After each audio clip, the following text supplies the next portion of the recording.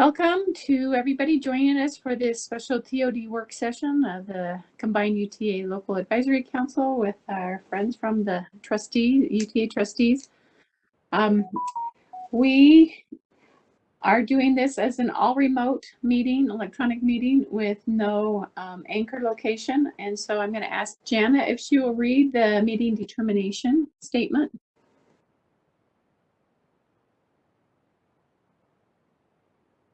Thank you, Chair.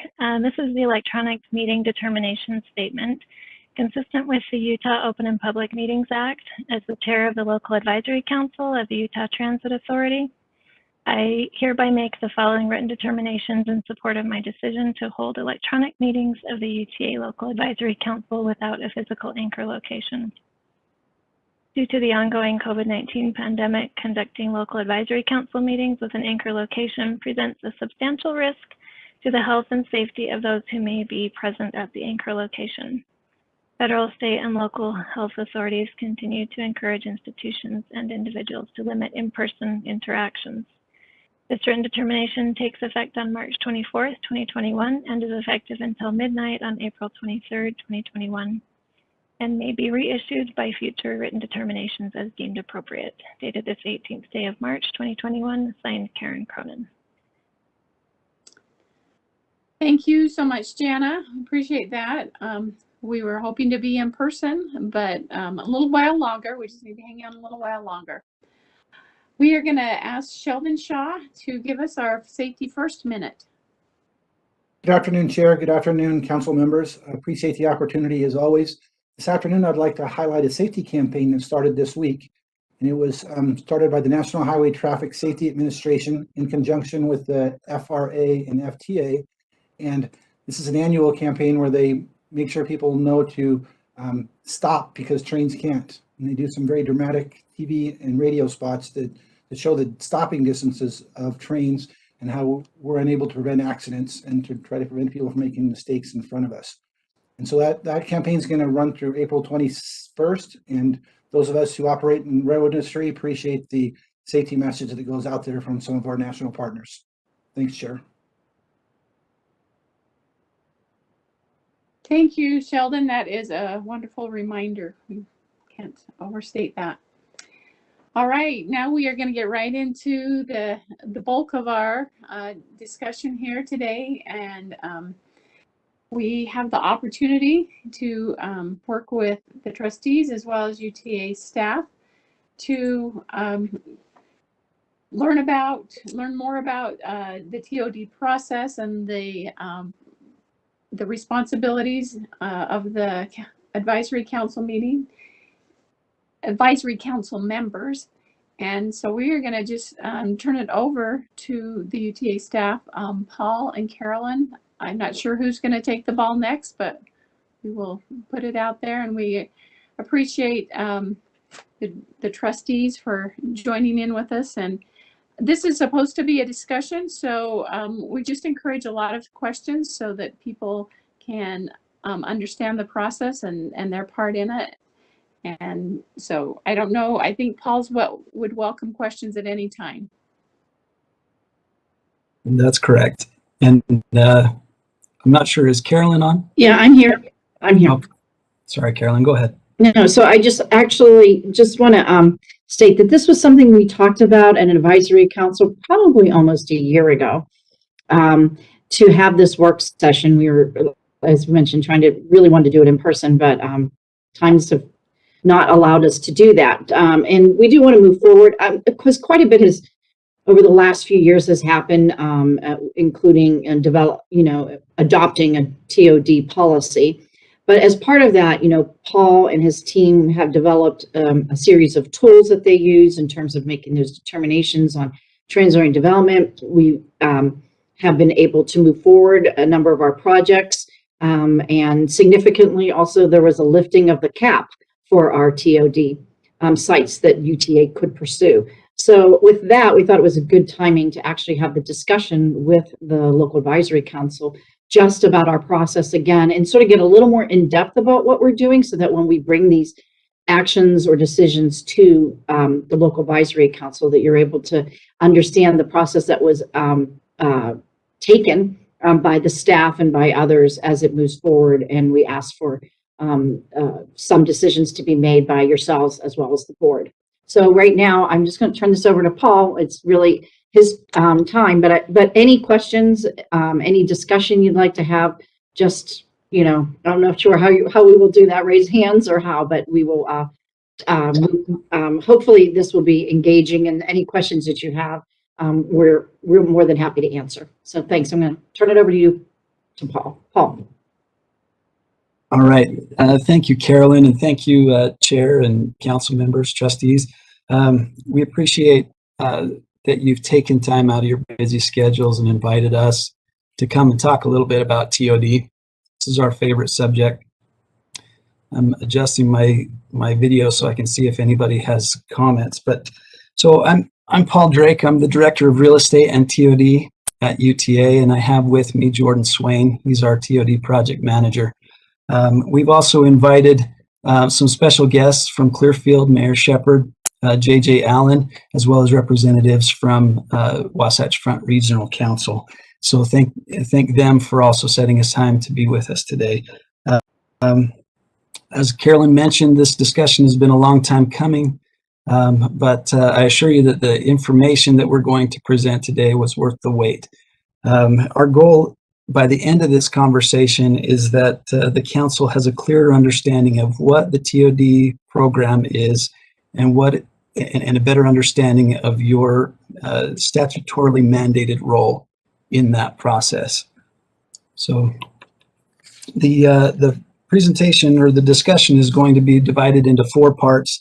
The first is just foundational information about TOD, the UTA's TOD program, including UTA's vision for TOD, the benefits of TOD, and our basic approach to implementing it. Part 2 will go into an active example of the framework when we'll hear from Mayor Shepherd and JJ from Clearfield City. These parts will be primarily presentation, but you should feel free, as been mentioned, that you should feel free to ask questions or make any comments throughout. Part 3, though, is primarily intended to be discussion. So we're going to get into deep dive on 2 particular tools that should address comments that were brought up a year ago by the council. These are the system analysis tool and the station area planning efforts that we've been doing. Then we'll wrap up by showing projects that are being implemented and those that are in the pipeline. This was at the request of the chair, and I imagine is at least a curiosity. Starting with the big picture, we analyze each station's relationship to each other and then monitor when the conditions are right for TOD, and if they're not, how can we improve those conditions so that it will be. Simultaneously, we work with cities to envision transit-oriented districts around the stations. We plan for improved connectivity and appropriate land uses in those areas, then put the right zoning and processes in place to facilitate the implementation of the TOD. In cases where UTA controls property, we can use that to catalyze the desired type of development within the station area. Hey, Paul, can I ask one quick question? Do we Please. do stationary plans if we don't have property? I mean, do we participate with communities to do a stationary plan where we have a stop but no land, really? Yeah, certainly, Board Chair, and that gets at kind of the purpose of the station area plan. It's not necessarily, it's not only so that UTA knows what to develop, but it also is to guide development for anybody who wants to develop around TOD. We'll get into more detail, but it sets the parameters and sets the planning up for success for a future successful development. We'll get into more detail about that, but certainly do it even if we don't own property. Okay, so this is our current framework, which is basically the same process that we just looked at, but it's in flowchart form. As you can see, the framework includes 3 basic phases: planning, implementation, and management. When we first started the TOD program, there was no planning stage, so the blue boxes were not there. It ran like a typical development where we would select a site, we would pick a partner, and then we would go and design and build it. But what that did was open up the agency to a lot of criticism, as you're all aware. We realized that we needed a more transparent and objective way to make decisions. We needed criteria for selecting TOD sites and for selecting development partners. And we wanted to put UTA and the cities in the driver's seat rather than the development partner. So we added these two critical steps: the system analysis tool, which is the rubric for selecting sites, and then the station area plan, which is a shared vision between UTA, the city, and other key stakeholders, a shared vision for implementing the TOD. As you can see from this slide, there's a lot of steps that are included in that process. But what's important to know is that at each subsequent step, the decision through implementation is always tied back to that vision that was established by those key stakeholders in the station area plan. That's where the local advisory council comes in. So the council plays a key role setting the stage for station area development. By statute and policy, station area plans are required to be reviewed and approved by the local advisory council. Again, every subsequent decision, from the criteria used to select development partners to the various refinements of the plan, are all tied back to that vision established by the station area plan, approved by the local advisory council, and adopted by the board of trustees. Okay. Any questions on that or comments? One question on that beginning area plan. Where is that? Are they talking density at that point, or is that getting left up to the municipality? In the station area plan, this step, I'm assuming you're talking about, Mayor, right? Yes. The station area plan.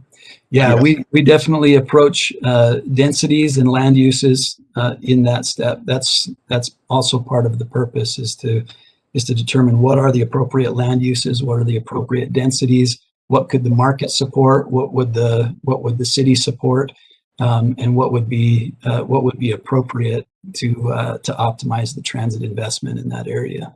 So, great question. Any other questions?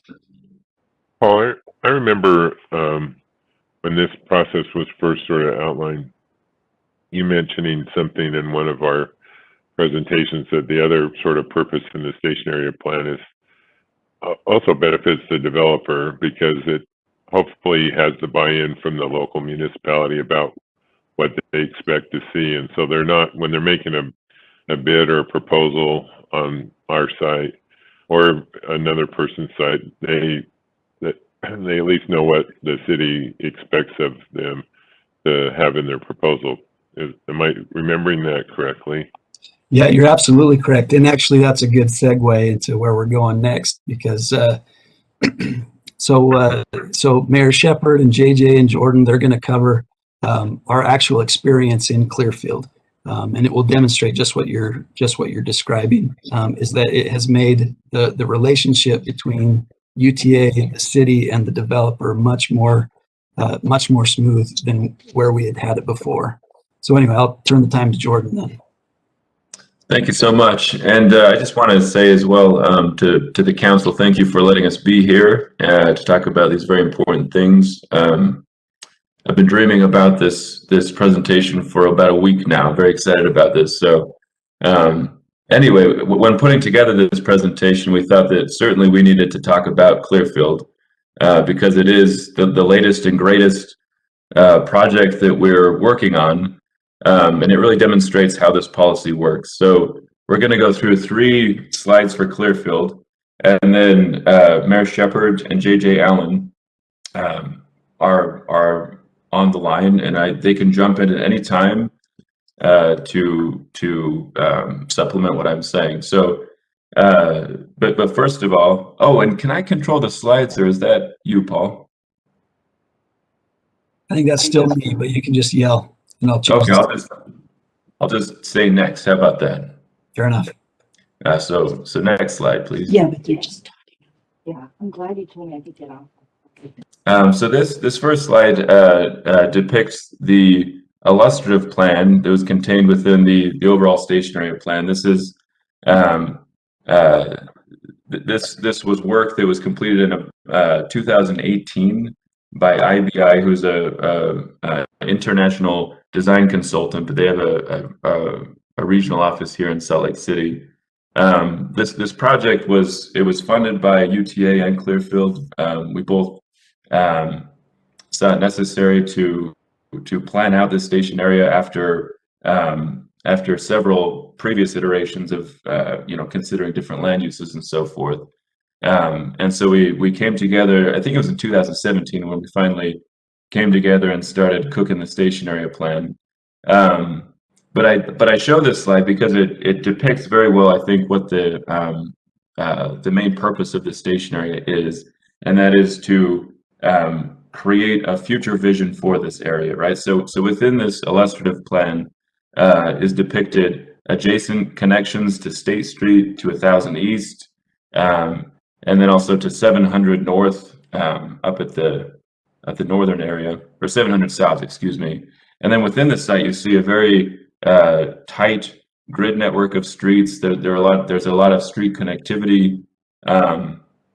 The uses within the site are medium to high density level residential, office, and retail uses in various mixtures too, to encourage walkability and intensity and so forth. And then also, during the course of this planning process, it was identified that a charter school or some kind of educational use might be appropriate, and then a recreational use would also be appropriate at this site.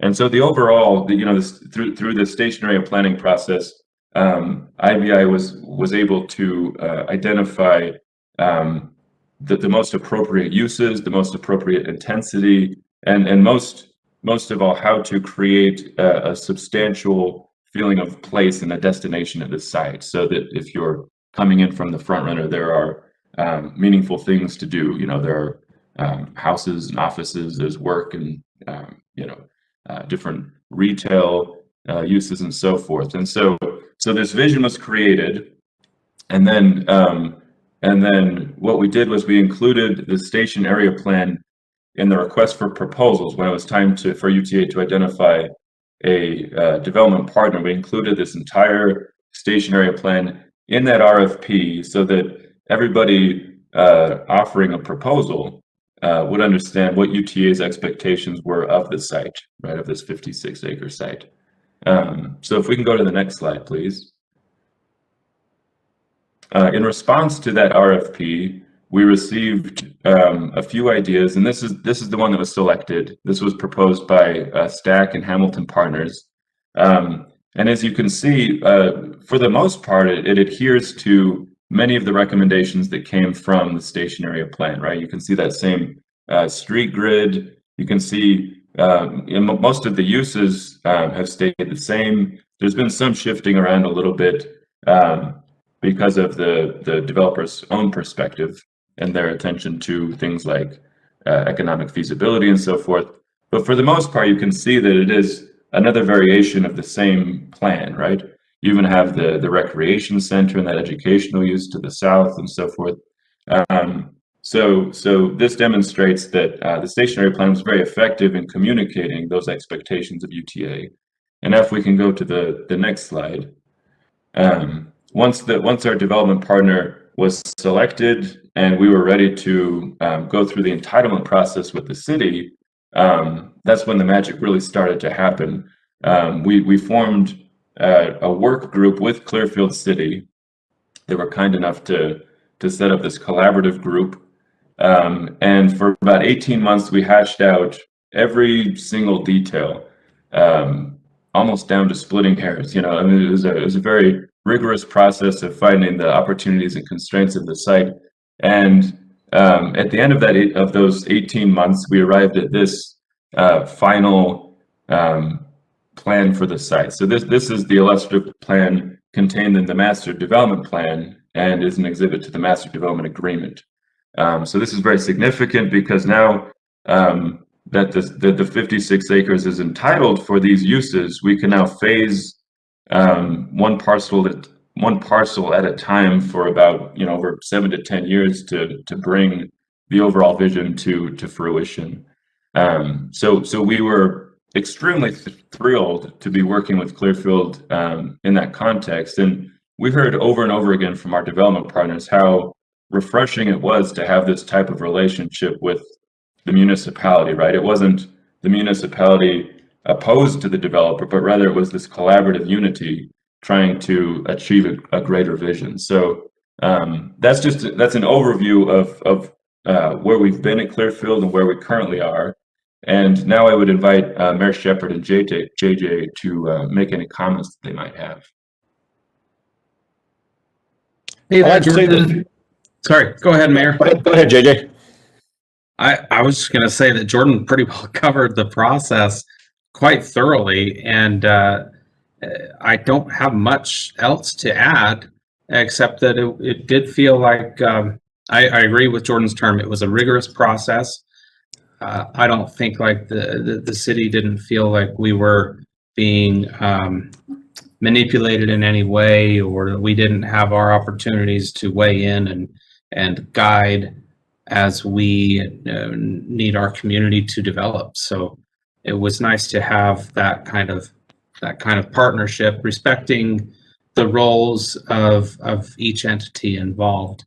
But it was a good process. It takes a while. As Jordan said, we started with the station area plan in late 2017, and getting to the point of adopting the master development plan was about 3 years. And now we're into the process of engineering all of the public infrastructure, and we hope to have that installation beginning later this year. It takes a little while, but to get it right, I mean, that's to be expected. So, Mayor, you can feel free to add anything else in, and we're here for any questions that the group might have for us. Yeah, I'd echo what JJ said, and of course what Jordan said. I'd call the process, it works, and that's great. We certainly had our input, and if you go back to the slides from the initial IBI's iteration of what might be, we bought off on that from IBI and said, yep, we agree with what this will look like. We agree with the concept, and put it out for RFP. And through this whole time, we've been able to come up with a plan that works for Clearfield, it works for UTA, and it works for the developers. And that's always something, if you look from the onset, that's a hard one to grasp, that you're going to be able to come up with a plan that actually works for all parties. And we've got a council that's on board because of that. They've been involved in the process. It's been brought to them, multiple times throughout these years. If there's a hang up with it anywhere, it's time. And any developer will tell you, development's time sensitive. And so when the developers came to us initially and we sat down for our first meeting, it was really once we had a probably concept number 2 in that phase, it was more of a how quick can we get shovels in the ground? How quick can we get through the entitlement process? And we're able to tell them on the city side, we're this long, but because the process requires all of these things and to ultimately have a master development plan, it's time consuming. And when you think that this is a 3-year process, development changes over 3 years. In the last 3 years, we've gone from obviously pre-COVID to almost post-COVID. And some of those uses shift in that time. The initial piece in the center of that, the focal point of this project is at this point iffy.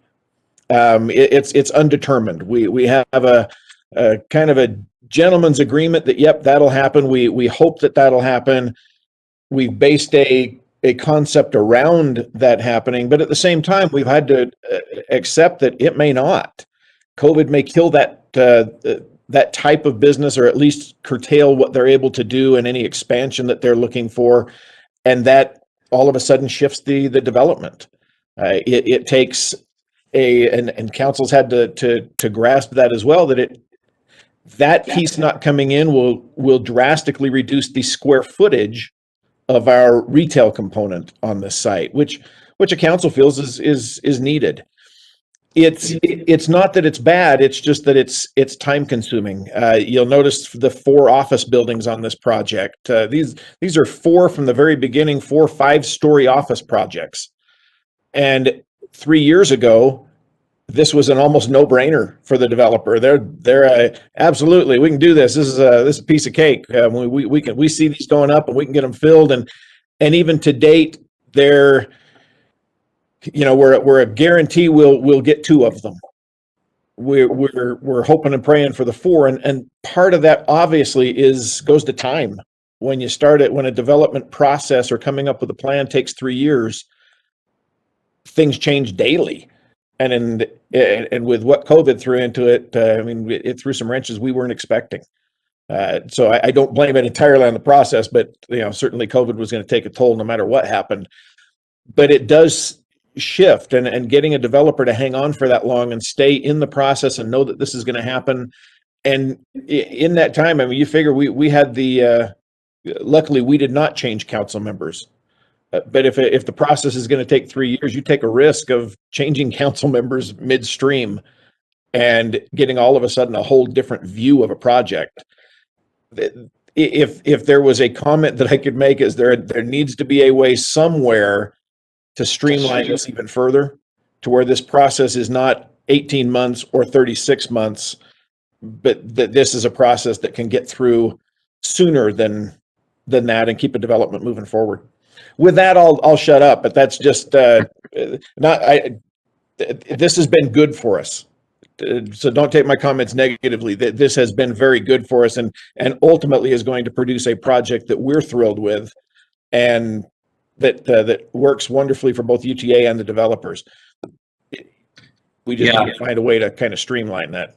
And I think on that note, Mayor, I don't know how complicated other sites are in comparison to ours, right? Ours is quite large. Others, I believe, are significantly smaller and would probably have fewer complications, fewer issues, fewer things that you'd need to arm wrestle over. But that just took some time to get through all of that. Yeah, I think you're right. Both of your comments are much appreciated, certainly. One thing that I failed to mention when I was talking about the master development plan and agreement was the bond, right? Bonding for the infrastructure, which was something that our development partners were extremely excited about, and something that I think will expedite the overall development of this 56 acres. I was wondering if you could speak a bit to the bond and how the council gained confidence in bonding by this or through this process. Yeah, this is an unusual one, because typically when you've got a development happening and you've got a developer going out and piecemealing things together, they would have taken this and broken it down into much smaller phases, because you can only take on so much. Building infrastructure for 55, 60 acres of property is a massive undertaking. And so typically you'll see a developer build the infrastructure piece by piece. They'll build the absolute necessity for infrastructure and pad out site by site. The first apartment building will get padded out. The next commercial building will get padded out. And we felt very strongly that as a city, to move this site forward in the time frame that we want to see it move, and to make it developable and intriguing, exciting to businesses that will be looking to build office space and so forth there, the city agreed to bond for the infrastructure and to super pad the site. That makes this site 100%. Once that bond is done and the infrastructure is in, any piece of this project could be developed at any given time. We've got phasing in place, so certain things can't happen before others, but it means that they can go out as a developer to the business world and those needing office space and say, we have a pad available. The entitlements are already done, the infrastructure's in. You've got one visit to the council basically for a site plan, and we can get shovels in the ground. That's hard to come by. And so because of that, we expect this project will develop with the business coming to northern Utah and the need for space, we'll have it available where others may not.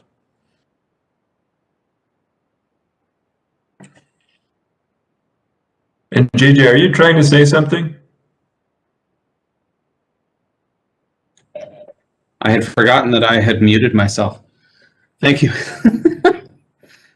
Just because that approach had worked for Clearfield doesn't mean that it should work for everybody else, right? Clearfield really felt committed to this, and we are sticking our necks out significantly by bonding for that infrastructure. But I don't know that that's a precedent that every other city should look at and say, yeah, we should do it that way too, because every case is unique. So we recognize in our situation, it felt like it was a risk we were willing to take and that we needed to take in order to cement our potential for the future. Well, and I don't think your other city sites are this big either. And Yeah. so, I mean, you're certainly, I mean, UTA is starting with the largest single site that they have. And so, yeah, while it may make sense in other places, it may not, as JJ said, this is a large site. And it means that we'll pay back our bond through the increment instead of giving that increment to the developer himself. We will take that, the increment to pay the bond back. But it is a hefty risk on the city side, and we get that. It's important to us to make sure that this site develops and develops promptly, as we've got residents that have looked at this site and had promises for a couple of decades now between us and UTA, and multiple iterations of what this might have been. And so, yeah, it's important to us to make sure that it develops and develops the right way and develops together as we put the plan together. But as JJ said, that certainly may not work for every single site on this in UTA's portfolio. Yeah, well said. And I just want to clarify that not only, oh, sorry, was someone else speaking? This is Karen. I just have a question. At what point did they decide to go out to bond? Was that like before part of the pre-planning, or was it after the decision to build the TOD? At what point was the bond brought up and finalized? Yeah, the decision to bond actually arrived during that 18-month process of putting the entitlements together. When we began discussing how we could afford infrastructure and how we could really accelerate the phasing of this project, a bond became a very appetizing option at that point. Yeah, so we began to build it in at that point. I would say it even, as I recall, it came in as part of the proposal from Stack and Hamilton Partners, that they indicated in their proposal that that's how they would want to approach the financing of the development.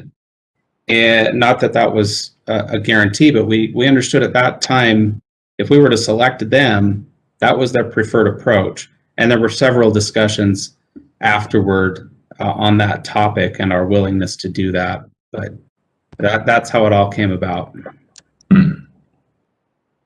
This is Mayor Hale.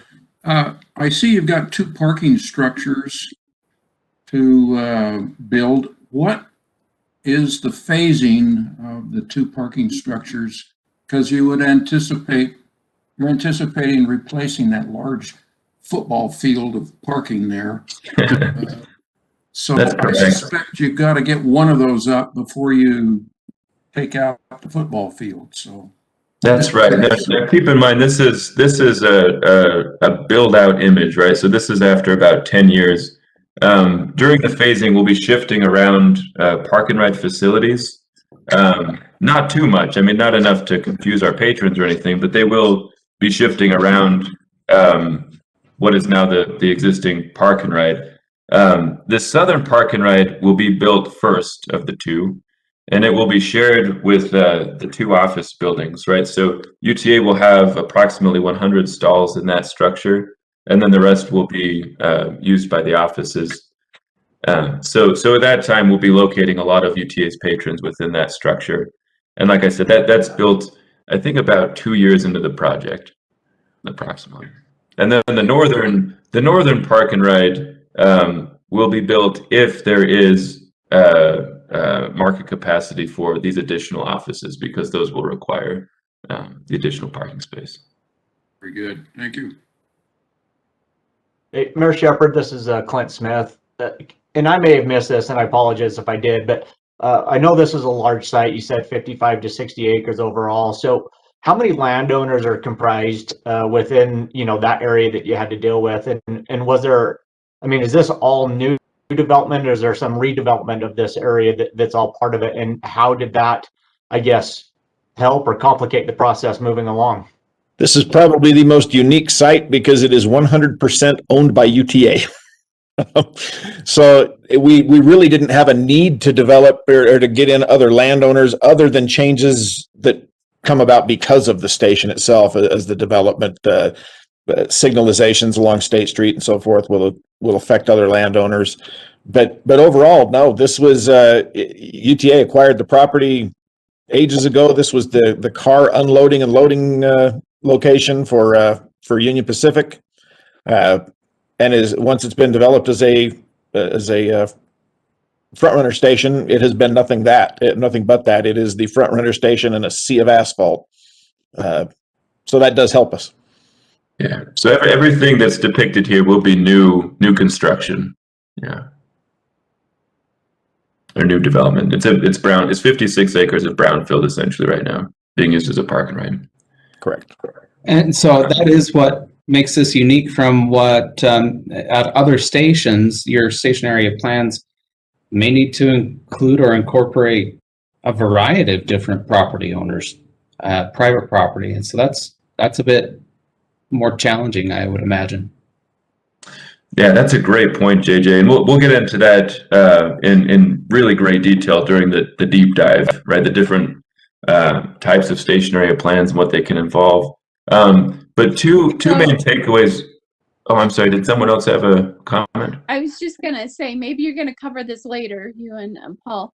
But Roy, Clearfield City has mentioned a few things they wished they could improve about the plan. Is there anything from UTA's side that you've seen as areas to improve? And Yeah, maybe, definitely. like I said, you're going to address that later in the presentation.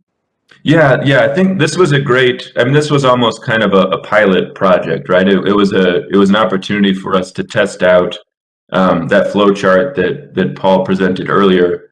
And I think in the process there were some efficiencies identified that we can build into our framework.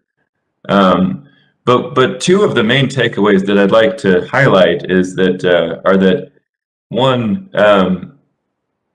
as Mayor Shepherd was saying, that this is a long process, right? To get to a completed station area plan and then to select a developer and go through entitlements and whatnot.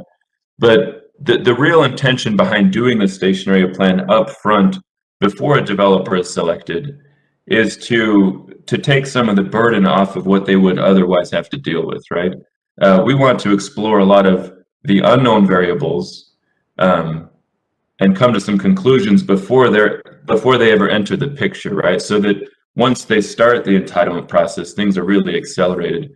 And we got that feedback multiple times from Stack and Hamilton saying, it's so great that this is already so far along because we just feel like it's as smooth as butter. I think that was said a couple of times.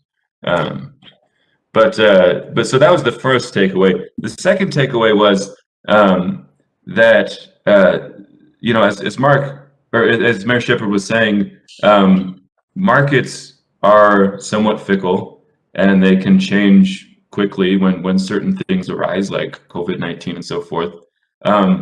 But one thing that the station area plan did is that I think that it allowed everybody to feel more confident about the overall vision because there was this this unity, right? It wasn't just everybody had their own interests. Everybody's interests were put into the overall vision, and that made them more confident, right?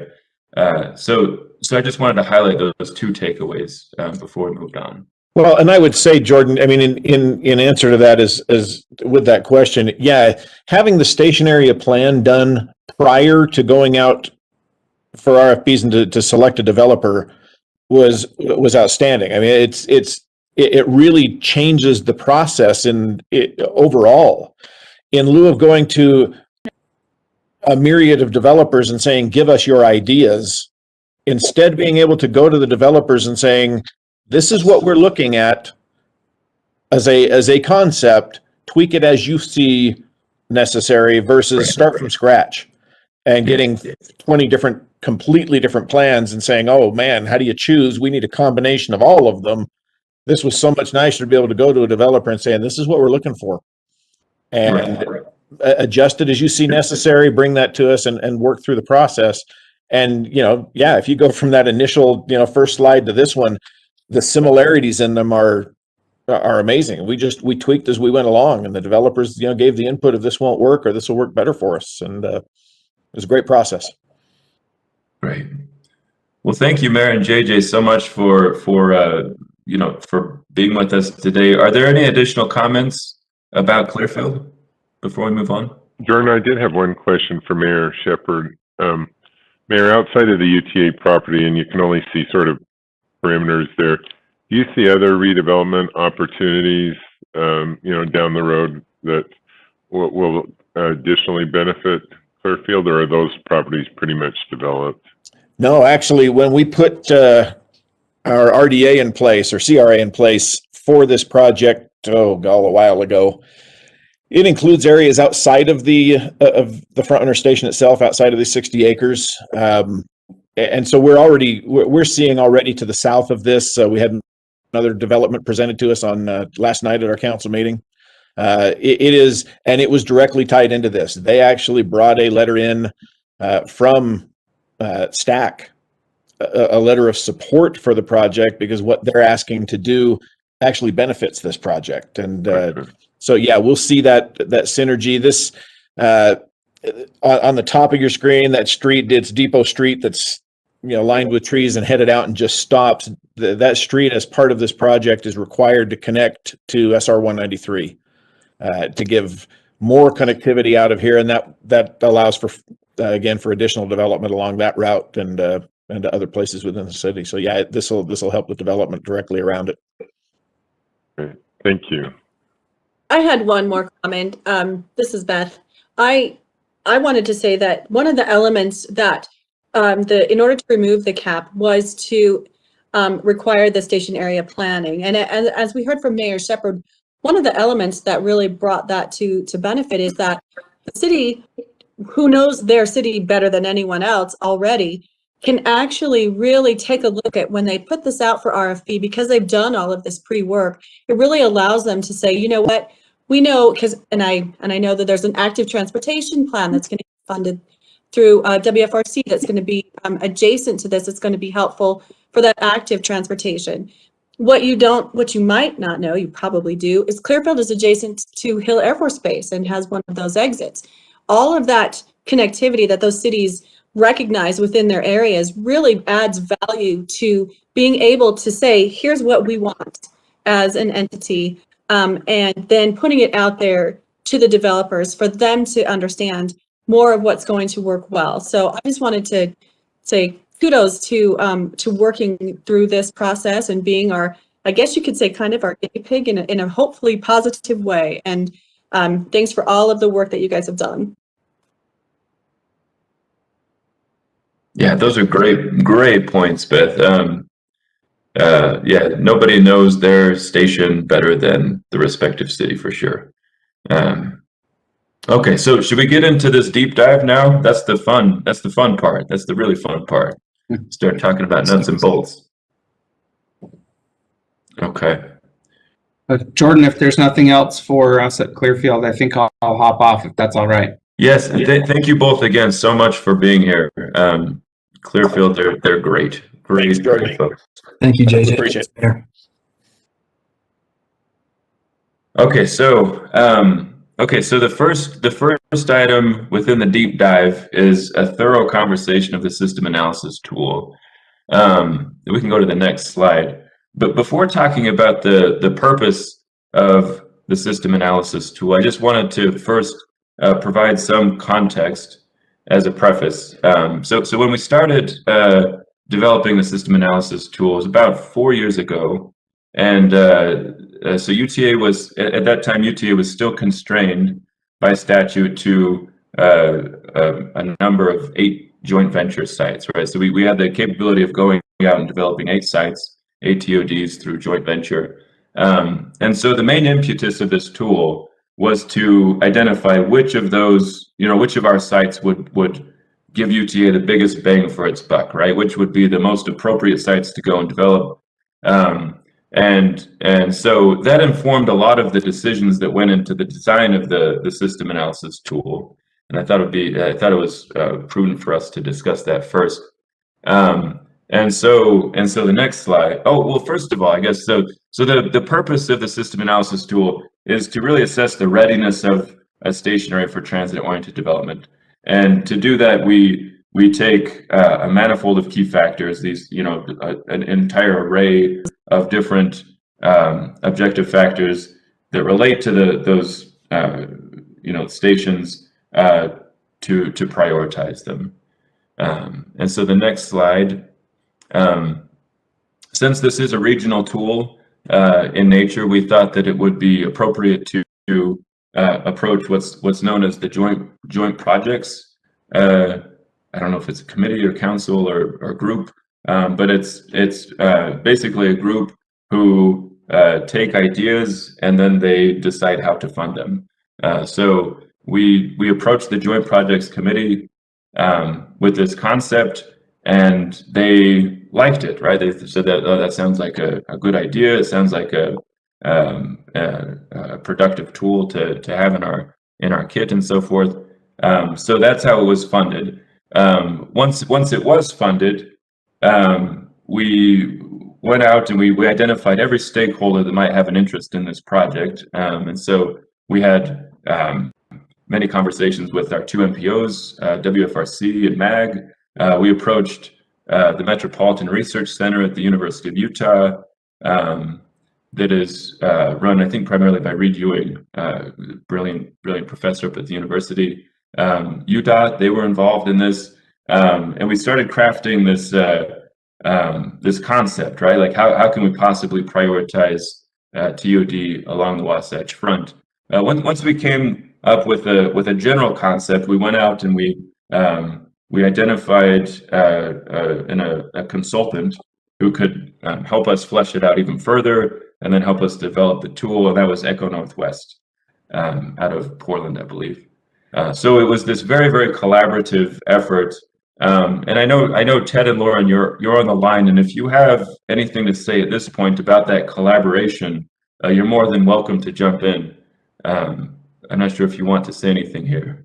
Yeah, I think, hi, my name is Lauren, I'm with WFRC, and I think I'll just quickly say, at WFRC, we loved and appreciated the way that this was a collaborative effort, as you mentioned, to kind of develop this and how it utilizes the Wasatch Choice regional vision. And the tool is also very transparent, which is great for communities to understand what they can and can't do to be ready. So yeah, it's a great effort. Thank you so much. And I think Ted had to step away, if I remember. He was on for like the first 30 minutes and then he'll be back. But I think Ted was actually on the Joint Projects Committee at that time, and he was the main support of this. So anyway, so if we go into the next slide, we can start to really see how this tool works. What we do, I already described the manifold, but the manifold consists of 4 primary categories, which are municipal support. So whether or not that the respective city actually wants TOD, and if there are correct ordinances in place or policies in place to support high density and high intensity growth. What does the access look like around the station? So what does the street connectivity look like? Is there active transportation infrastructure in place, etc.? What is the market strength? So is there an appetite for real estate development within the real estate development community? What are some of those economic forces that relate to the station area and so forth? And then the fourth one, I think, is becoming increasingly relevant. What is the housing affordability, or affordable housing need within that station area? As things continue to become more expensive, as land values continue to increase, we have a greater need for affordable housing.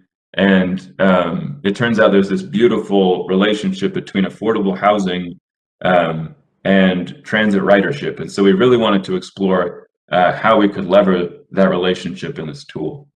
So that's kind of the overview. This is the overall data map, and don't worry if you cannot read each square. I can't myself, and I'm right in front of my computer. But I just wanted to show you how these primary categories relate to subcategories, which are in the tan, and then all of the data points that are beneath them in the gray. So the way the algorithm works is that, or the way the tool works is that weights are applied to the subcategories in the tan and have been calibrated both by the consultant, and actually we invited mayors and city managers and economic development directors of the Wasatch Front to help us calibrate these weights so that the tool does accurately portray the readiness of each station area. So we can pause here. Are there any questions about the data map or the overall structure of the algorithm?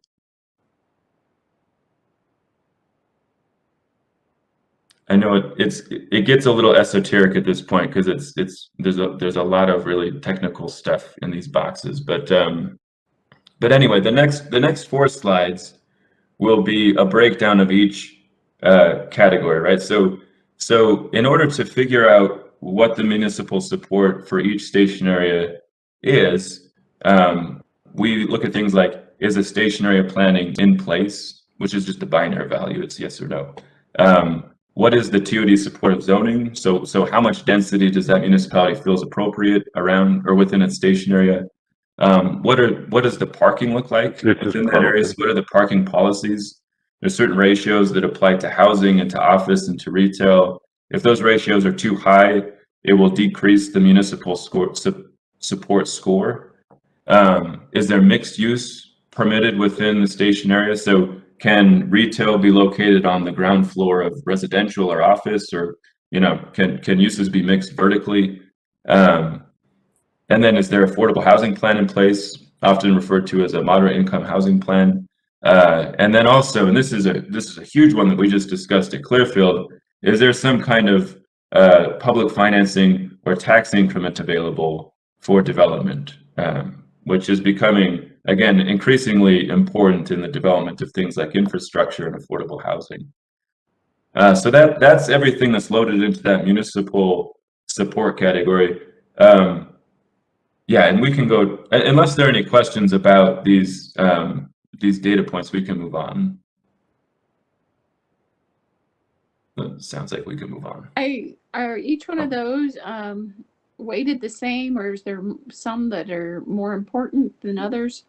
Yeah, great question. So as I was saying, that each of these tan boxes, each of the subcategories, has a weight that has been manually calibrated by Eco Northwest, our consultant, but also to assist them with the calibration. Before this was released, we actually had several workshops with different mayors and economic development directors and so forth, people who actually are very familiar with this region, and they helped our consultant calibrate those weights. So they are not all weighted equally. They each have a very specific weight that gives more confidence to the score of municipal support for each of the primary categories. Does that answer your question, Karen? It does, and you said that before. I was just wondering, is there any way to know what is weighted more or less? As we're evaluating it, that might come in a piece of information that would be needed. That's a great point, and I'm not sure that information is available in the interface. It's not available here in these slides, but it is available, and we can get that to anybody who's interested. Yeah, we have them on the back end. I think are they available on the front end, Paul? Are they out facing? I don't believe so. I don't believe so. But I could be wrong there. It's been a while since we put together the website. That's something we can explore further for sure. Because I mean, one of the ways in which we hope this tool is used is by each municipality kind of viewing where their position is, right, in the region. And if there are things that, that they're not, or that aren't working so well in their station area, or they're decreasing the readiness score, then they can address those items. And to your point, I think if they knew how these things were weighted, then they could, really kind of prioritize the way they wanted to either implement policies or get tax incrementaries in place, or so forth. So that's a really good point. Anything else to be said about this slide? Okay, so the next is my favorite. I love to bicycle and walk, and so accessibility. Now we just call it access, because apparently accessibility has this other meaning, a more specific meaning. But looking at station access, we look at things like how many jobs are located within that station area, and are those jobs connected to transit infrastructure via bike lanes or sidewalks or other active transportation infrastructure. And then certainly we look at the types of, or the different modes of transit within or connecting to that station area. So is there a front runner station? Is there a light rail station? Is there streetcar? Is there BRT? We take into account every different mode that might touch that station area, and take that into account in evaluating how accessible it is. And then of course, there's also the mode share that is factored in as well. So this is a very, very important one. And something that we're exploring further, I should say, in our policy, we're looking at many different ways to improve access within station areas, and I can imagine that eventually those will probably affect the way we evaluate this primary category. So anyway, so very useful. The market strength, I think, is fairly self-descriptive, but we look at things like what kind of interest in the development community is there for this site, and then the midterm and long-term development potential, which are just basic calculations with using standard market data and so forth. And then what is the projected growth rate, which is fed in through I think it's the transportation demand management, the transportation demand model that is managed by WFRC. So the next slide, the final one, is the affordable housing needs. So is this considered, or what level of vulnerability is this station area? And then what is the affordable housing supply that already exists here, or how we determine the affordable housing need. So those are the those are kind of the nuts and bolts of the algorithm that helps us determine the priorities. The output from that algorithm is trifurcated into three lenses, right? So we get an overall score for each station area. And as is said here, that identifies stations area with a strong market, strong municipal support, and high accessibility. Then a different way of looking at things, the output, is a growth opportunity, right? So, some sites might have a higher growth opportunity, but might not have, like as connected of infrastructure as other sites. But those shouldn't be necessarily scored lower, because there might be even more growth opportunity and more opportunity to improve those environments. And so it's just a different lens of looking at that. And then the affordable housing need is the third lens. So if there's a station area that it scores rather poorly in the other areas, but there's this obvious need for affordable housing, that might bump it up in UTA's view, because we want that there may be an opportunity to locate affordable housing there, which is like I said, becoming increasingly important. And the reason why we built this into the tool is because really this tool is it was designed and built to help the UTA board make decisions, right? So we wanted to give them three different ways to look at these station areas and assist their decision making, right? These three things are imperative to UTA and to the UTA board, and so we wanted to properly equip them with the right the right ways of thinking about these station areas. Any comments or questions about the lenses? Okay, so the next 3 slides will be the results from the tool in these 3 lenses, right? So the overall site ranking. I'm not sure when these were produced exactly. Were these produced recently, Paul? No. These ones are the ones that were initially produced and presented to the Board of Trustees, and this is how the board ultimately selected the final 3 sites when we were capped at 8. So you can see the overall ranking 1, 2, and 3. Those are the ones that the board ultimately selected as our final sites. So Salt Lake Central, Ogden, and Clearfield. But there were certainly others who were ranked higher depending on which lens we looked at. So there's the growth opportunity ranking. You can see top ones: West Jordan City Center, American Fork, Clearfield, Roy. These are also ones that we're working on. And then the affordable housing ranking. This one is intended to be kind of augment those other 2 scores.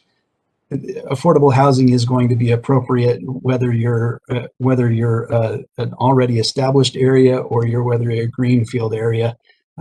It's going to be critical that you have that workforce or that housing stock that people can afford near the jobs. So anyway, so this one just basically augments or adds to those other 2 rankings. Hey, Jordan. Oh, if we can probably take some questions, but we're at the hour mark, and I would like to offer a break to the group if we can before we get into the web tool. But are there any questions before we go to break? Let's maybe see what the trustees and advisory council members, are we good to keep going for another hour? Or do we need a 10-minute break? Give me a thumbs up if you want to just keep going, or if you need a break, maybe just a thumb to the side.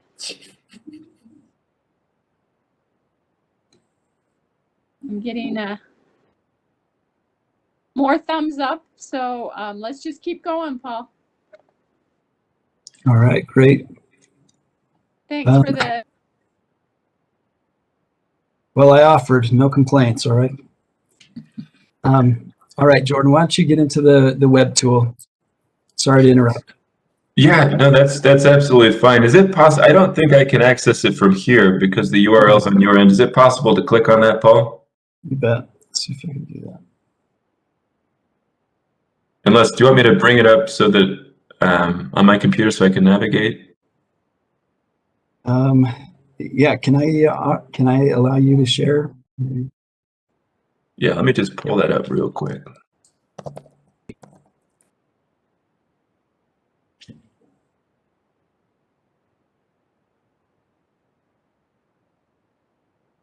Oh wait, but I lost the URL there, Paul. Well, that's okay. I can get it from.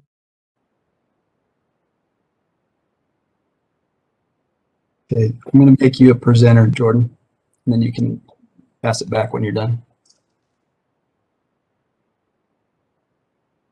Awesome.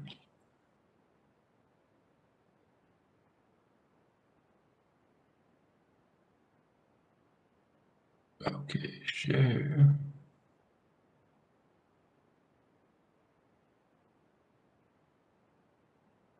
Okay, is everybody seeing the browser now that says TOD Web Tool at the top?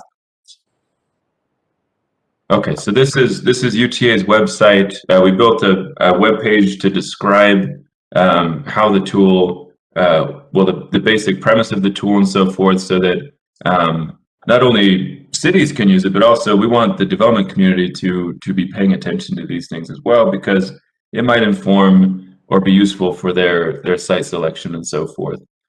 And then embedded in the same page is the interface, and this was developed through a software called Shiny. Just a little anecdote there. So what you can do is you can filter out station areas by mode. So you can pick all station areas that occur with, or you can identify station areas that run along the front runner. This is a list of those. So if we wanted to, boy, let's go to Farmington, because that's a popular one these days. It takes you right to Farmington. And then if you wanted to see the overall TOD score, you can select that, but then you can also see what the growth opportunity is, affordable housing opportunity, and so forth. And then also you can break it down into the actual score metrics, right? So this first bar, as is listed here, is the max score possible. And then this compares Farmington Station with the top station score. Well, both the max and the top station score. So that's, adds a little competitive edge for the cities out there. If they want to compete with their neighboring city or so forth, they can go in and see how they compare. So let's go back to all and then station map. Okay, so then if we zoom out, if we're not just focusing on a particular station, but we want to see how all stations relate to one another, we can zoom out, and then using different shades, you can see which stations are more ready than others, and so forth, and that applies to all three of the lenses as well. So that's the basic overview of the tool. I would certainly encourage you to go in and play around with it a little bit, change up the options here just to see how it works. But are there any questions about the interface? We've tried to simplify it as much as possible while still maintaining the complexity of the algorithm, and I think it works fairly well. We've gotten quite a bit of good feedback so far. Originally, we wanted to make it just like a version of SimCity, where each city could go in and build its own little thing, but apparently it cost a little too much to develop a whole video game. Okay, so I'm going to stop sharing, Paul, and then do we want to use your slide deck again? Sure, that's fine. Okay. I think you need to make me the presenter again. I can pull it back up. Let's see.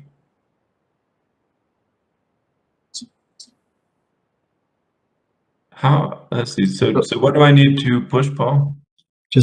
I'm now the presenter. Okay. Oh, okay. I think somebody saved us. Okay, I'm going to share the presentation again.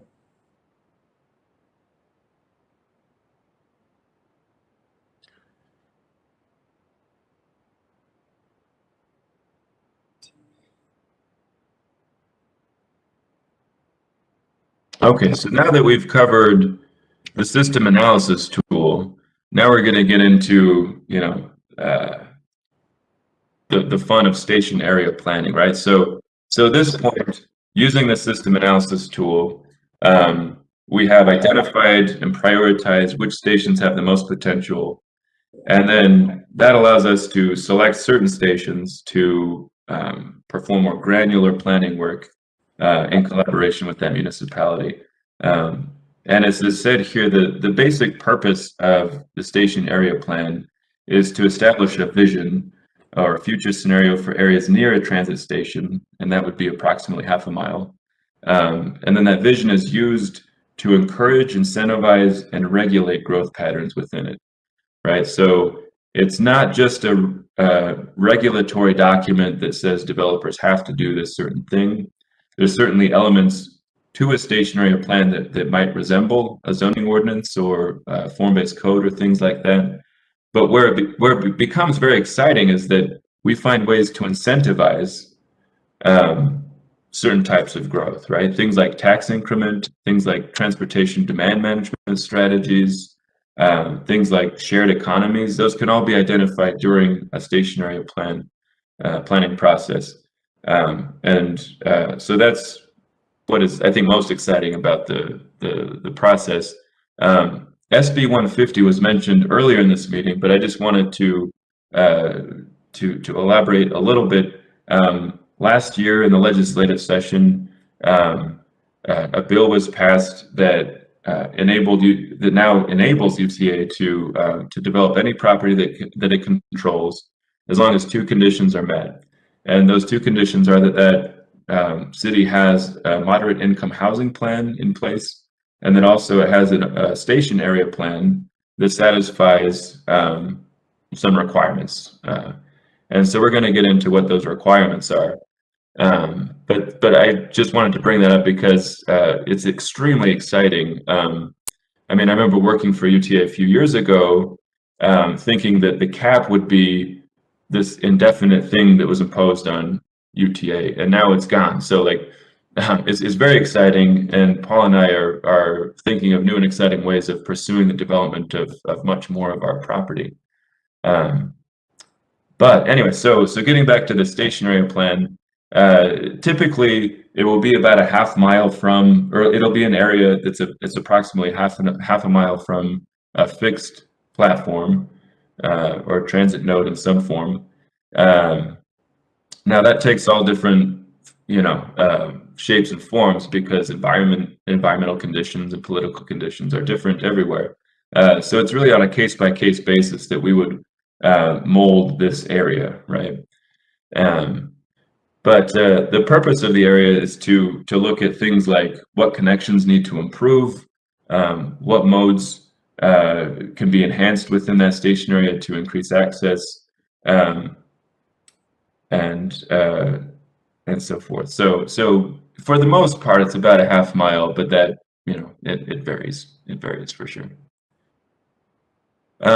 Typical funding sources that UTA utilizes and that our communities utilize to complete these plans are things like, I'm going to save the first bullet there for last because it's the most exciting, but things like federal grants, local match, UTA, we contribute a lot of internal funding for these.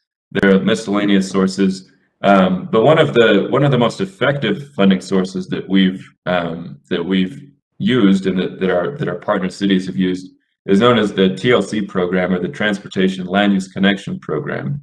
Now, Lauren, if you're still on, I would love it if you jumped in here and explained what that is, because you're kind of the gatekeeper of that. Yeah, absolutely. So I can kind of briefly touch base on that. So the Transportation Land Use Connection Program, otherwise called TLC program, it was created in order to provide technical assistance to local communities to help them achieve their goals and plan for growth. The TLC program is an ongoing partnership between WFRC, UTA, and UDOT. The program helps communities implement changes to the built environment that reduce traffic on roads and enable more people to walk, bike, and use transit. And so the TLC program supports projects that will make an impact throughout the region and help in implementing the Wasatch Choice Regional Vision. And so each year there is a round of selected projects that are funded through this program. And to date, the TLC program has funded, I believe, 9 station area plans spanning across both the Salt Lake urbanized area and the Ogden-Layton and RPO area. And the TLC program just announced the 2021 funded projects. And in total, including the TLC funds and the local match this year, the TLC program has funded just over $1.6 million towards projects in the Wasatch Front for this year. And so there's a lot of additional information that can be found on our website, things that kind of dive into more detail on the funding breakdowns for each project, the project descriptions, and there's an interactive map with information about the TLC projects, kind of past and present. And if there are any other questions or you want me to talk about anything else, I'm happy to do that. But that was just kind of a high-level overview of our partnership on this program. That couldn't have been said better, Lauren. That's fantastic. I have a question, Jordan, if I could, Lauren. Lauren, do you have any sense of how many communities maybe made application to the TLC for stationary planning that maybe didn't get it? Or do you feel like everyone that applied that would have qualified appropriately got awarded an opportunity to do their stationary planning? That's a great question. I don't know specifically for every single year. I think I'm just thinking this last year. Yeah, oh, yeah. Sorry. This last year, I think if everyone, like, kind of all the applications were applied appropriately and everything was filled out in kind of a meaningful, thoughtful manner and kind of hit all the boxes, I think all those projects were funded. Okay. We I didn't just want, I know that there weren't a lot of applications this year just because of, COVID and different priorities and communities trying to work on other things for sure. So I think next year will be a bigger year. But yeah, most projects were funded this year if they kind of hit the mark on the application. I mean, what? Oh, Go ahead, Carmen. Oh, I was just gonna say, with the cap lifted, will communities then want to go forward with doing stationary planning, and are there sort of the necessary resources when that happens? If it doesn't happen at a large scale, then it's not an issue. I would just hate to see opportunities for communities to be able to move forward in doing stationary planning if there's a sort of ultra limited resource there for them to tap into. And so it sounds like we're good shape this year. It will be interesting to see what next year looks like, I guess. Yeah, that's a good question. I think definitely something to consider moving forward. I think the resources are there, and the program has only grown since its inception. And so I don't foresee any issues with that, but definitely something to keep in mind as we move forward with this program. Yeah, in my involvement with the TLC program, I don't think I've ever seen a stationary plan proposed that wasn't funded, because it really is it's the perfect application of those funds, right? It literally is the transportation land use plan, right? It's the nexus of those two. So we're so thrilled that TLC program is in place and that it's thriving, and that us and our communities will have access to those funds in the future. Were there any other questions about the TLC program for Lauren? Okay, great. Well, let's crack into the process here. So going back to oh, sorry, what's that? Oh, I thought I heard something. But we've seen this diagram once now, but now I'd like to focus on that second column, the longer of the two. Because these are the necessary and sufficient steps for a stationary plan, right? So I apologize for the very small text, but I'll talk about each of these boxes in some detail. To start out each process, either a city will contact UTA, or UTA will contact the city and begin talking about what the planning needs are, what that would look like in terms of a scope, and we come to some consensus about what we want to include in the plan. And that scope, of course, is used in the procurement of a consultant. I think all of our plans are now done by a third-party consultant, which is helpful. I mean, I don't think most cities, and I don't think UTA has the internal bandwidth to do any of these plans with the quality that they need to be done. So we hire a consultant to do these plans. Once that consultant is on board, the first imperative step is to develop an objective understanding of the site, right? So we do that through what is called an existing conditions analysis. Right here it says area analysis. But what that does is it takes emotional factors out. It takes things that might confound an understanding of the station area out of the equation, so we can see kind of the basic elements of the area. That usually takes about 3 to 4 months. It's a very rigorous analysis. Once that's complete, we take those findings into what we call the community engagement phase, right? So we'll start to involve the community in different ways through design charrettes, through open houses, workshops, public meetings, just a whole variety of different ways to give some additional layers of understanding to what is already understood through the existing conditions analysis, right? So this humanizes that data, and it helps us to build a story for that station area, right, through the community engagement.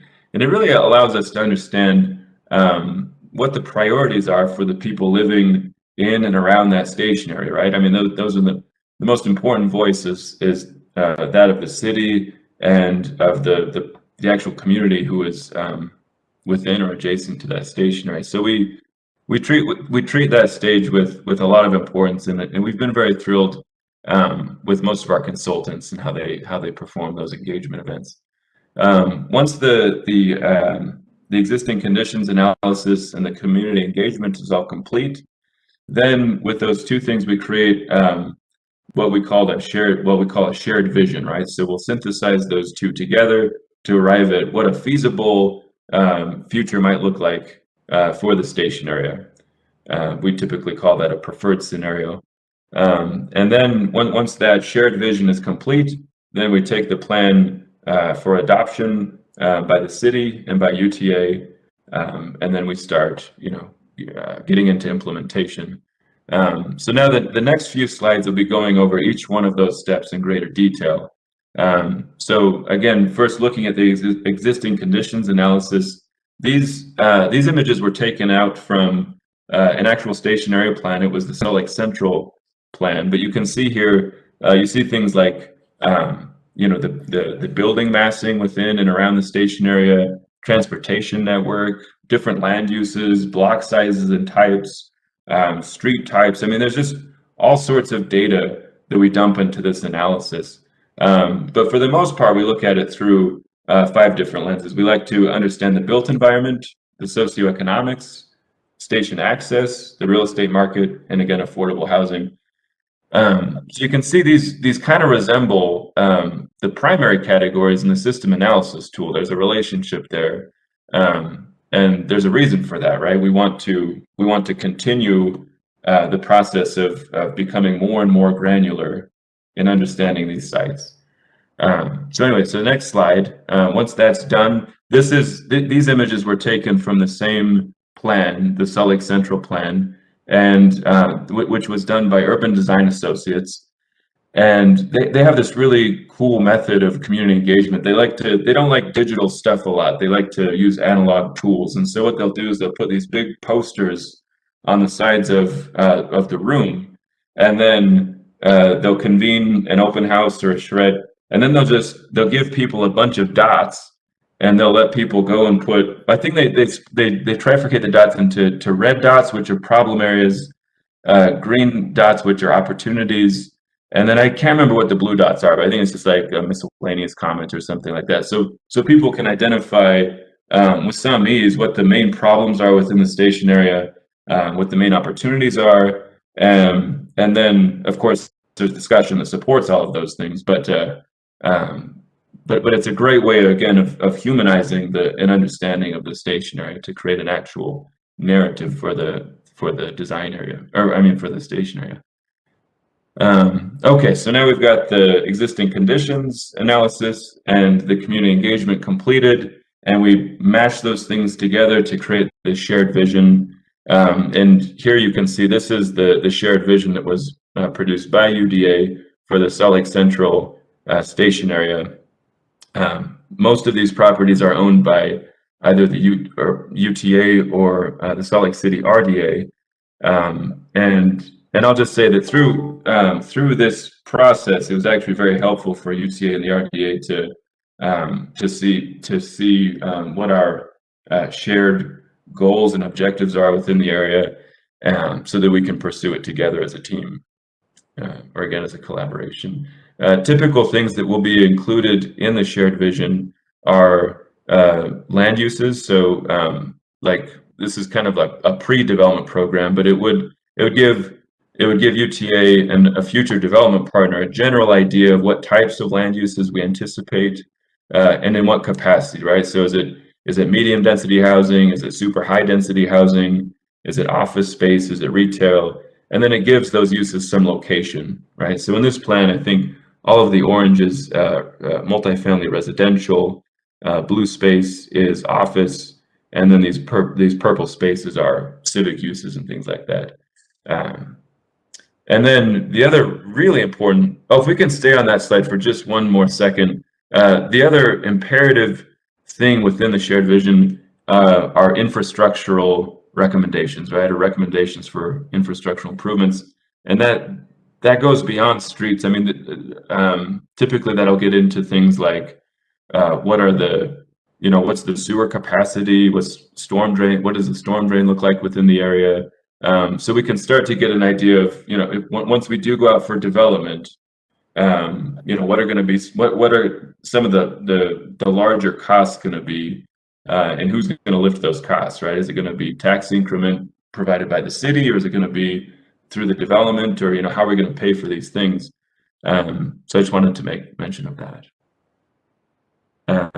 And then to go with that vision, each station area plan includes an implementation plan that describes exactly how we can get from the present to that future vision, right? So it'll break off, it'll break up that vision into individual pieces, assign them things like priorities and roles, timeframes, and so forth. You know, the better implementation plans include costs as well. And so using this UTA and any other stakeholders who relate to that station area can start, you know, kind of biting off one chunk at a time to prepare the site for the vision. Are there, I mean, we just talked about a lot. I'm sure there are probably questions that people have at this point. I'm sure I didn't cover it that well. Yeah, thank you, Jordan. So I'm not any smart questions? enough to know the questions to ask, so we're listening intently. Okay, fair enough. But this the station area plan is certainly a great tool, as we saw with the example with Clearfield. We're seeing similar benefits in other communities where we have partnered with the city, partnered with those neighboring landowners and other key stakeholders, and really lay the ground for a future development. If there are no comments, we can move into projects that are being implemented right now, but I'll wait for just a second if you guys have anything. So Paul, I have a comment. I like the fact that we're looking for into the infrastructure, the sewer systems, water, all of that detail, because as cities go, sometimes you come in with a big project and you can overwhelm a system that they have. You know, their long-range plan maybe didn't take into account some of the infrastructure or some of the development that you're planning to do. So, you know, I think that helps with the city and their willingness to work, knowing that that's all been identified and helpful. So I like that. Thank you. I'm glad you pointed that out, Trustee, because I mean, it's to do a one-off project, that's really difficult for a developer to come in and do, you know, upsize a huge sewer or whatever, or upsize a whole road, and then you have pioneering agreements that now they have to fight future developers to get reimbursed for, or cities have to figure out something in order to facilitate that infrastructural improvement and spread it out over several projects. But this certainly identifies what the vision is first, the gaps, and then what are the gaps to make sure that vision can be implemented, and then who's responsible, as Jordan was talking about in that implementation plan, who's responsible for paying for it, designing and building that. And if you look far enough ahead, then you can put that into your, you know, public utilities budget or public improvement budget, things like that, or find grant funds, etc. So there was another comment. So this Mayor Johnson, I have one question if I could, and I'm going to back up just a little bit on it if I can, but I really like your dynamic online tool for running through the process. I think it's really interesting. It looks like it actually would be a lot of fun to kind of play with that and experiment, see what the results are. But the question I have, and maybe it was answered, but wasn't clear to me. So are we treating all the stops, whether it's front runner, tracks, or BRT, are they being weighted the same way when you go through these tools to calculate, or rather to get the results of where you might lie in the priority list? That's a great question, Mayor. And that is one of the sub-criteria that were identified in the system analysis tool. And there is slight different weights. They're not significant. It's really about how many people can be moved with that particular transit mode. So if for instance there's a location that's only served by local bus, but there are a lot of local buses coming through, that might ultimately have the same score as a front runner, right? And that's an extreme example, but if you have a BRT, which I know that you're interested in, and you have frequent service and whatnot, then that's going to be taken into account more than the fact that whether it's on rubber wheels or metal wheels and a rail. Does that make sense? Great question. Any other questions before we move on to existing projects? Paul, can I ask a question? And maybe you can speak to it a little bit as you go through existing questions. Obviously, the station area planning is a little more on the new side. Are there things that you do a lot different in your agreements than, and hindsight's always 20/20, so I don't want to throw a grenade about any deals from the past or the implementation, but are there things that sort of fundamentally we do differently as we look for agreements that make a bigger difference, going forward and achieving our goals? And that's a good question too, Board Chair. And yeah, I think it changes the whole dynamic of our relationship with the developers and certainly with the cities. But what we found, and as Jordan mentioned, Clearfield's really the first one to go through the process and get as far as it has. So I'm not speaking from tons of experience watching these come through, but this is what we're seeing as a trend, is that UTA and the cities have a whole lot more control over that process. Before, prior to having those planning stages in place, the developer really got to drive. They got to decide what was the appropriate use. And generally, we found that was, whatever the developer was used to building. It was obviously the best use for that site. But when you come in and you say, this is what the city's vision is, and these are the uses that are appropriate for this area to optimize transit, to optimize economic development in the area, well, then you can select a developer. Rather than having the developer tell you what's important, we can select a developer that is capable and experienced in those uses. Does that make sense? So they can come in and build what is in the vision, and then the rest of the process is a whole lot smoother for UTA as well. We set up what's called an exclusive negotiation agreement, and so we have generally 18 months to explore. It's kind of a dating period between us and the developer. See if they are committed to that vision and if they do have the capacity to implement it. And we do that all before a master development plan or master development agreement, where really that's kind of where we're married to the developer.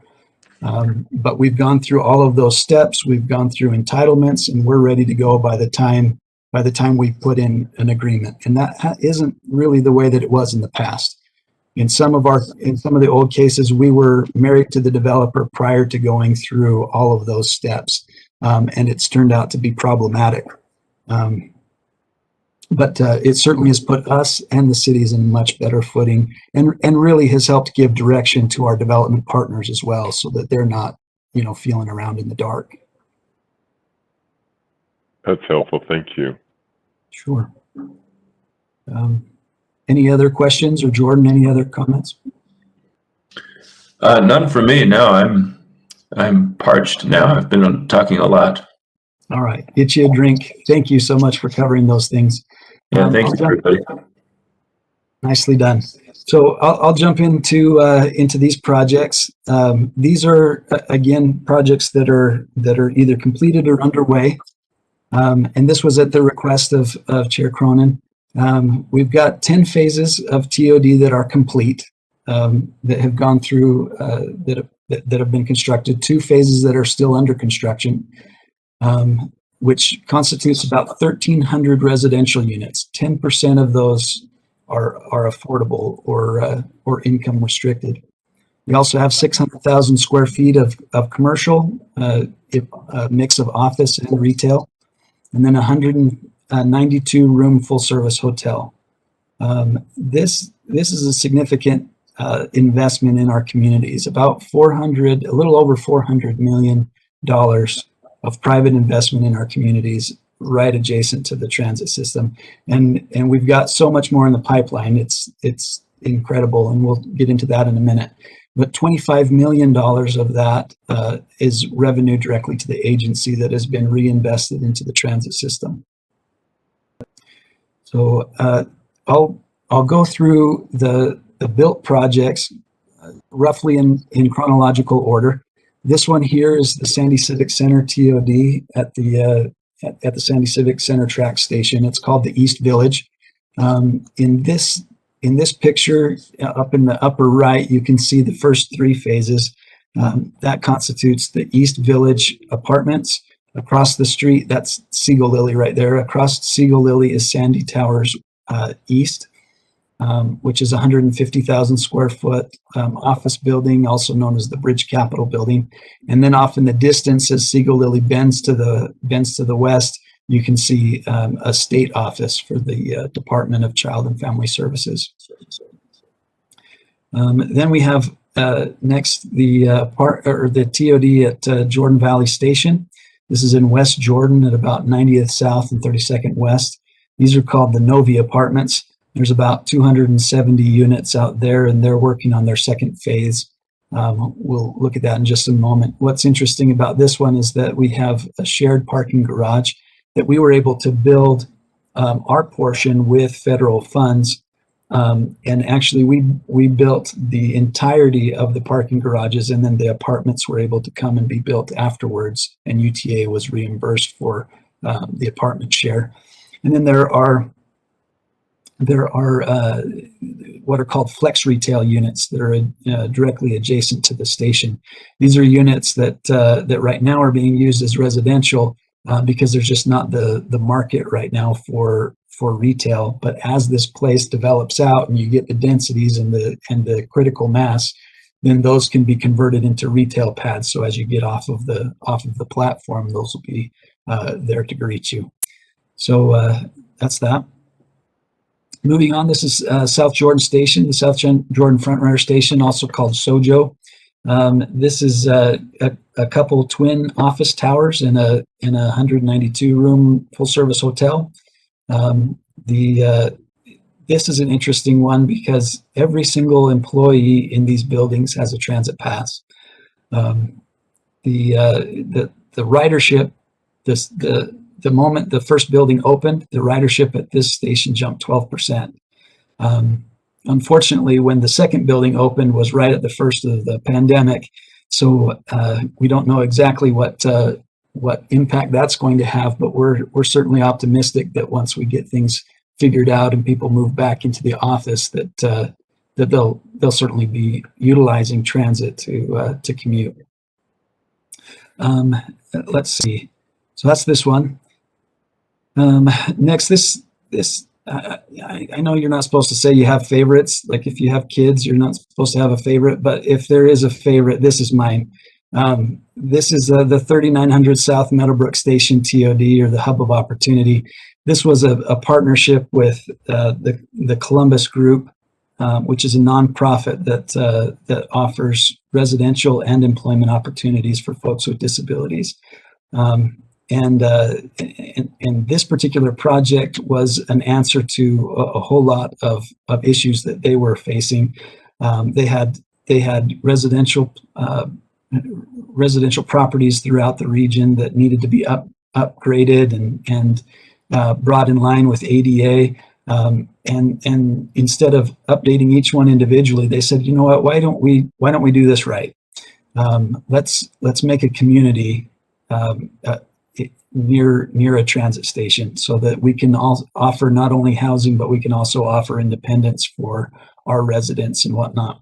So this is a a little over 150 units and about 80% affordable.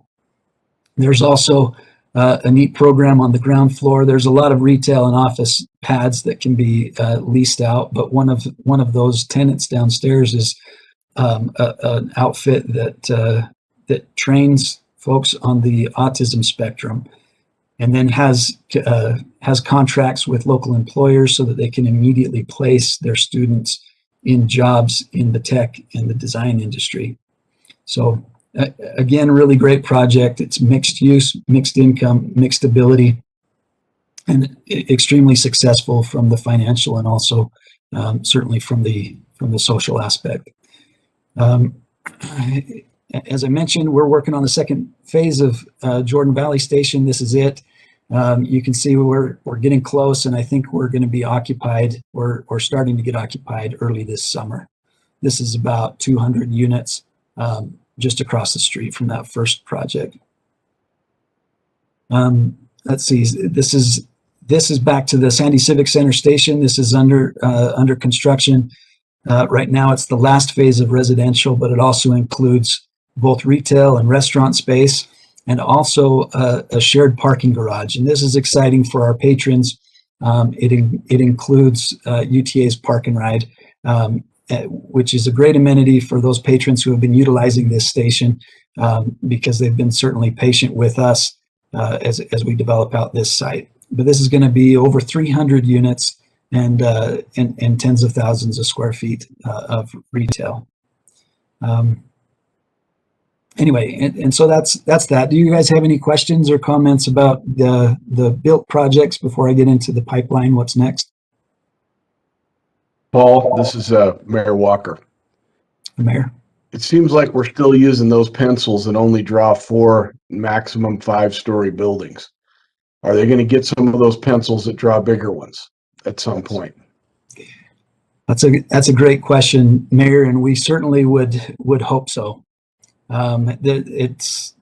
You've probably heard it. There's a magic level where developers like to shoot for. There's a couple of metrics that we hear often. You want to shoot for those 270 units per phase. That's the magic number, I guess, for leasing up.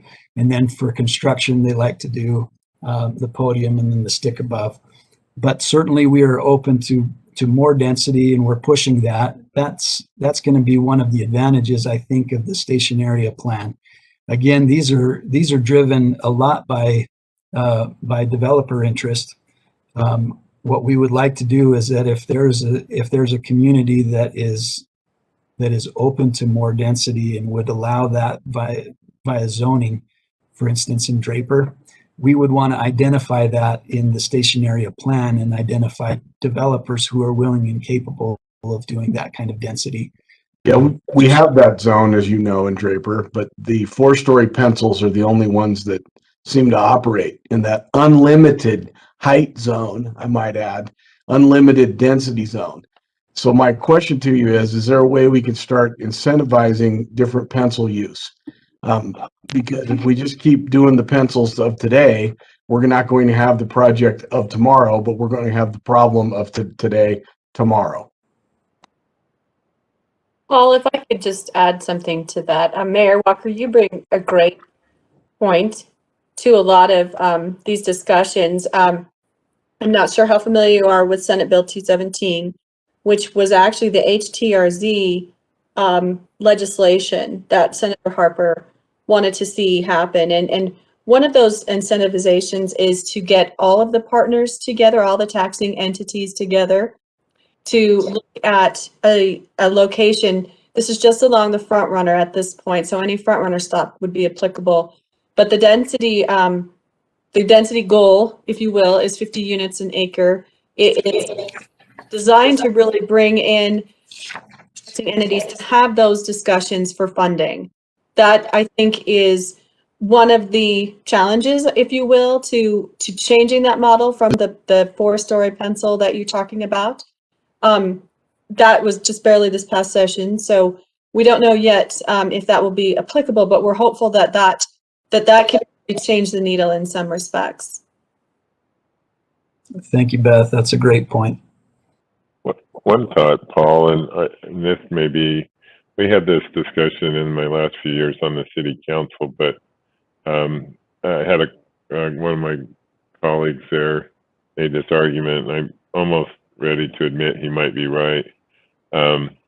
We had given so liberally in the zoning that when it came time to have some density, high density in certain locations, the incentive was gone because there wasn't the competition for the height in the place where we most wanted it. And so subsequent revisions to the zoning ordinance gave some favoritisms to stuff that was right at the transit stop or, within that short block. And, it's maybe something to consider to maybe encourage some higher density, especially for that stuff closer in and have those conversations with those municipalities.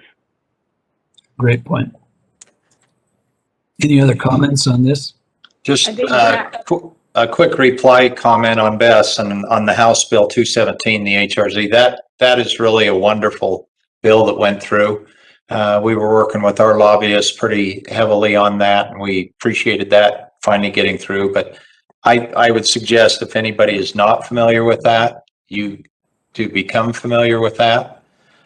Because that is a terrific tool to help put in the infrastructure. And I know a lot of cities, that's what they're going to be primarily concerned about.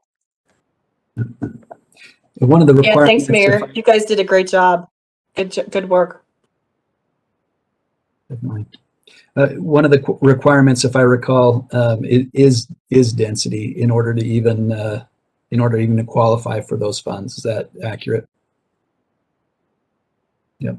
So that was me. Yes. Thank you. All right. Thanks. So in the interest of time, we got about 10 minutes left.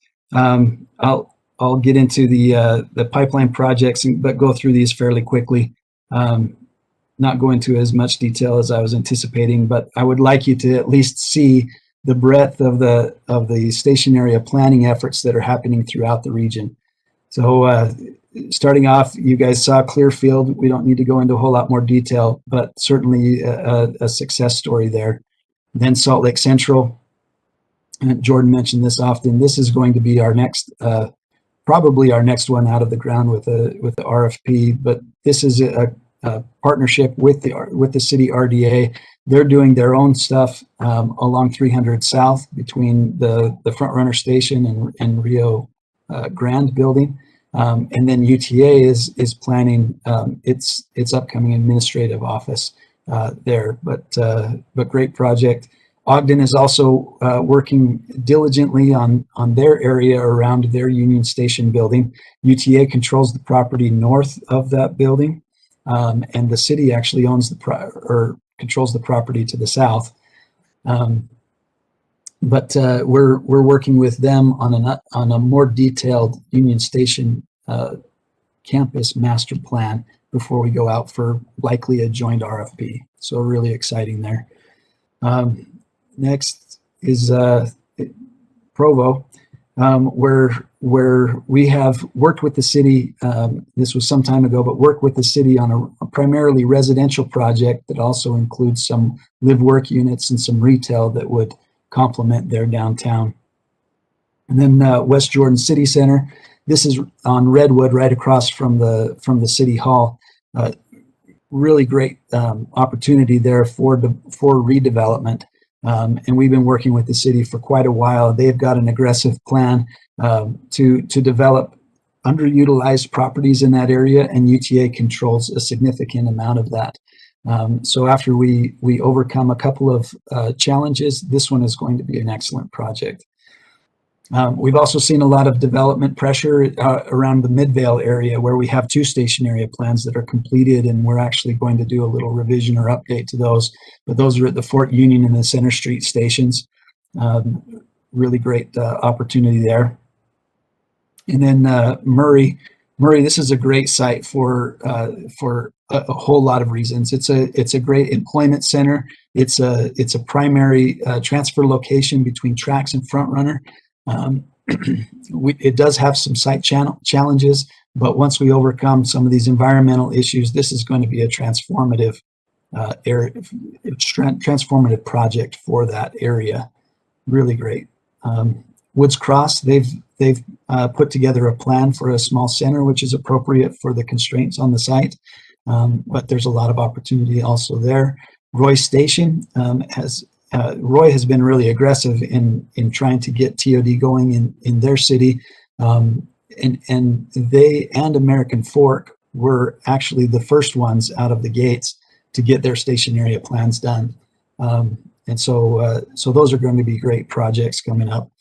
Orem Station, same thing. We did this in conjunction with Provo, with the Provo station, but a lot of opportunity there. And we've met a few times with the key stakeholders, UVU, UTA, Orem City, the LDS Church, who all have stake in that general area. See if we can solve some of those problems and get a TOD going.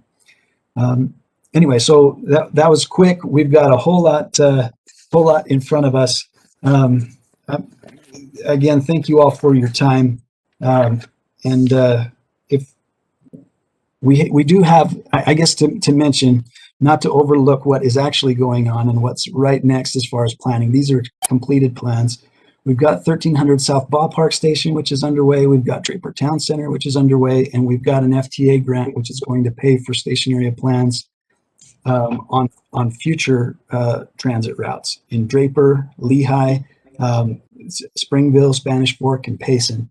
So we're certainly busy, as are those communities. It's certainly exciting to see the excitement that those cities are showing for TOD. I think that they've seen some of the success at these other stations, and they would like to see it. And we're optimistic that we can actually outdo the success in these next stations and in your communities.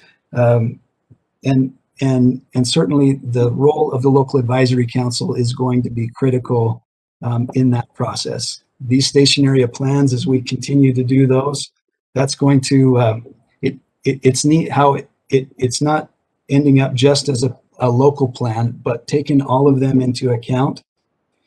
It's forming this great regional plan of how Utah is going to grow. And local advisory council gets to have front seat to that, of how these plans are put together, and you get to review them, approve them, and then that again just guides the rest of the development process with the developers, with the cities. So anyway, with that concludes our presentation. But are any other comments or questions for us?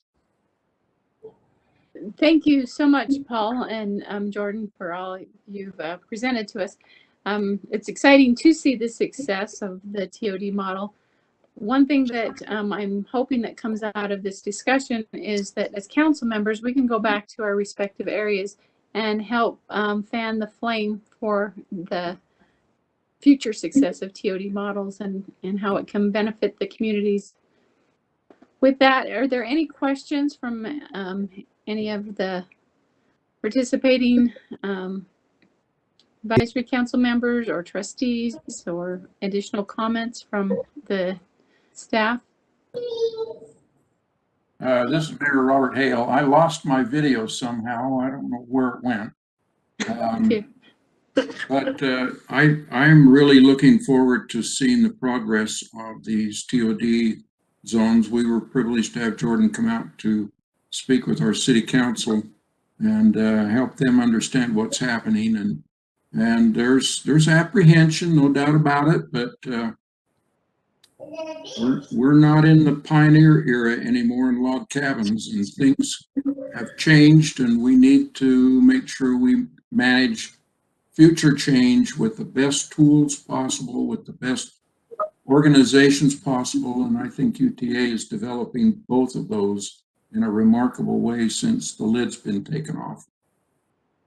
Well, Mayor Hale, may I say thank you for letting me come and speak with, or have that discussion with your city council. I'm looking forward to returning with some more specific details about how we might amend the Midvale Station Area Plan, because that's one of the most exciting, I think, tracks stations in the region. There's a lot of opportunity there. So thank you again for letting us be there. A privilege. Thank you. We look forward to it also. This is Clint Smith. I just want to tell everyone there, thank you for their time and effort in putting together this presentation. It's a topic, you know, we've wanted for some time to be able to get together and to talk about and really to understand the tools that are there available and how to best utilize those tools moving forward. And you know, it was Mayor Walker as the chair last year who was really pushing to have this. It obviously, because of the pandemic, took us a while to be able to have the discussion, but I appreciate it very much. I can say I have a much better understanding of the process and the tools in place now. And obviously, as was mentioned, can do a better job of promoting that in my responsibilities in my city and the surrounding cities in the southwest corner of the valley. The one thing I will say is now I just need to figure out a way to get us a transit station out in Harriman so that we can utilize the TOD tools that are available to us. We'll get there. Thank you. Madam Chair, Yes. I really appreciated your comment in the sense that it would be great as you're having conversations with your, you know, your different areas and dialogue. It sounded like when Wasatch Front talked about, you know, if communities really are wanting to do a plan, you know, they can get a resource. If somehow they were running into roadblocks there to being able to go forward and doing the necessary planning that it takes, it would be great to hear some feedback, you know, as we do budgets and those kind of things, because we would love for communities to be well planned, well ahead of, you know, where the demand might hit, just because it makes it a lot easier and hopefully shortens those time frames to see things develop the way we want them to develop. Great point. And if I can just add to that, I mean, so UTA is always willing to, you know, provide a letter of support or help in any other way if a city is really, you know, if they really want to pursue a station area plan. So, you know, if any of you would like to start one of these, then just feel free to reach out. We can work out whatever is necessary to begin.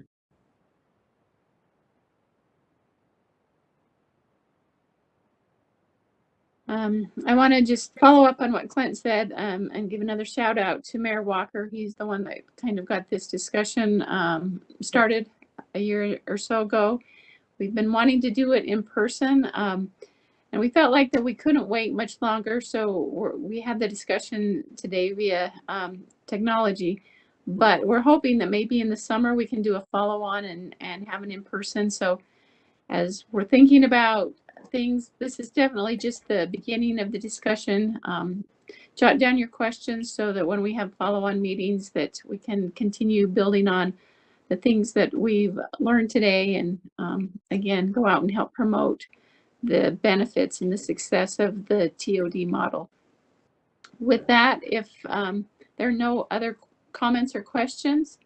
Karen, I had just one. I know I sounded a little negative on my penciling, but Paul, I want you to know that this is well done. I mean, from where we were, you know, back in the old days of the board, you've done an outstanding job with this. This is good.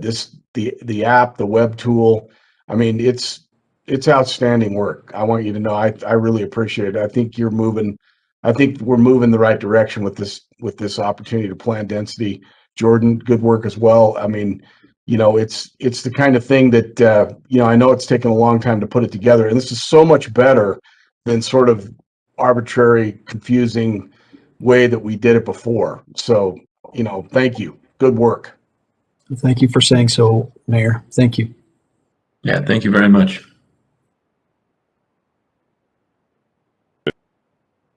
Thank you for your comments, Mayor Walker. I was just going to say, if there are any other comments, definitely bring them up. If not, I'd entertain a motion for adjournment. So moved. We have a motion by Mayor Walker.